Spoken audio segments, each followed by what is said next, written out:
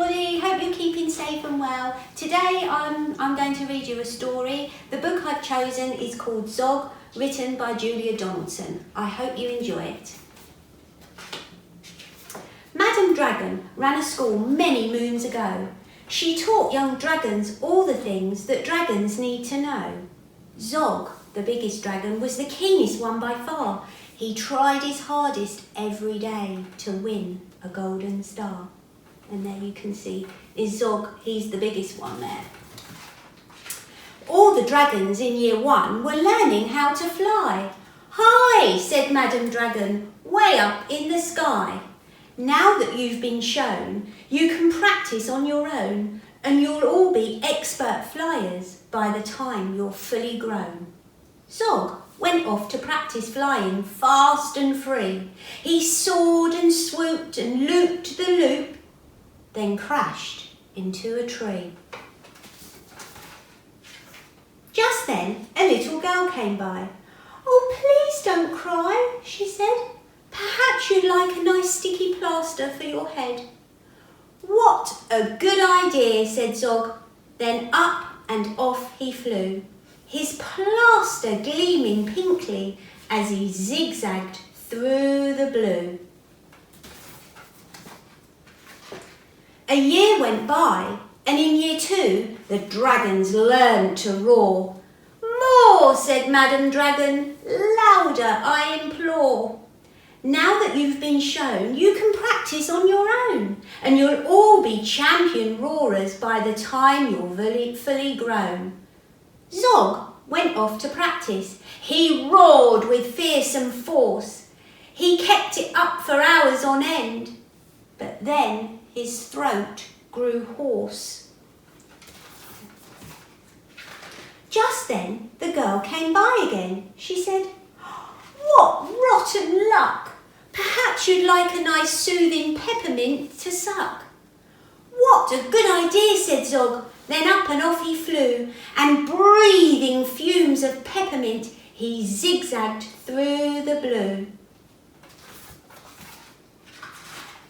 A year went by, and in year 3, the dragons learnt to blow. "No," said Madam Dragon, "breathe out fire, not snow."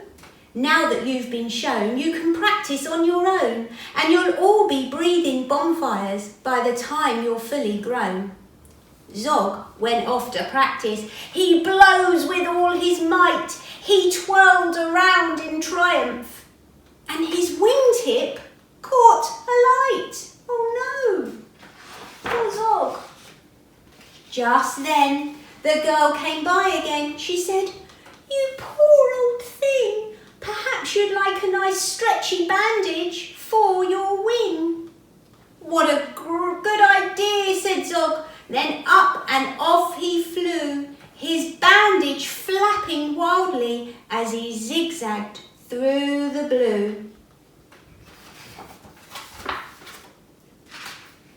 All the year 4 dragons were learning.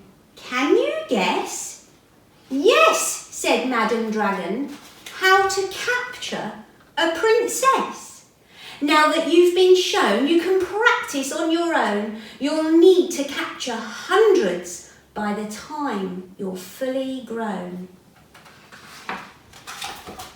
Zog went off to practice. He tried and tried and tried, but he simply couldn't manage. "I'm no good at this," he cried. "I'll never win a golden star." Just then he saw the girl. "Perhaps," she said, "you'd like to capture me. I'm Princess Pearl." "What a good idea," said Zog. Then up and off he flew, the princess gripping tightly as they zigzagged through the blue. "Ah," said Madam Dragon, "our first princess so far. Congratulations, Zog, my dear. You've won a golden star." Zog was proud and happy, and Pearl felt good as well. She took the dragons' temperatures and nursed them when they fell. A year went by, and in year 5, the dragons learnt to fight. Right, said Madam Dragon, here comes a real live knight. Up spoke the knight. My name, he said, is Gadabout the Great. I've come to rescue Princess Pearl. I hope I'm not too late. Zog breathed fire and beat his wings. You can't! She's mine, he roared.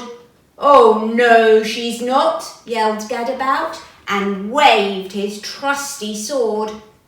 The other dragons crowded round and watched them all agog. Who was going to win the fight, Sir Gadabout or Zog? Then Princess Pearl stepped forward crying, Stop, you silly chumps! The world's already far too full of cuts and burns and bumps. Don't rescue me.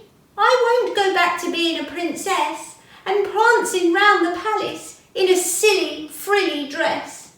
I want to be a doctor and travel here and there, listening to people's chests and giving them my care. Me too, exclaimed the knight and took his helmet off his head. I'd rather wear a nice twisty stethoscope, he said. Perhaps, Princess, you'll train me up. And Pearl replied, Of course. But I don't see how the two of us could fit upon your horse. Then Zog said, Flying doctors, I'd love to join the crew. If you let me be your ambulance, then I can carry you. Bravo, said Madam Dragon, an excellent career. And all the year 5 dragons gave a loud, resounding cheer. Then Madam Dragon told the horse, I really hope you'll stay. I'll let you be my pupil's pet and feed you lots of hay. What a good idea, said Zog. Then up and off he flew, the flying doctors waving as they zigzagged through the blue. And that's the end of the story. I really hope you enjoyed it. Take care, everybody. Bye.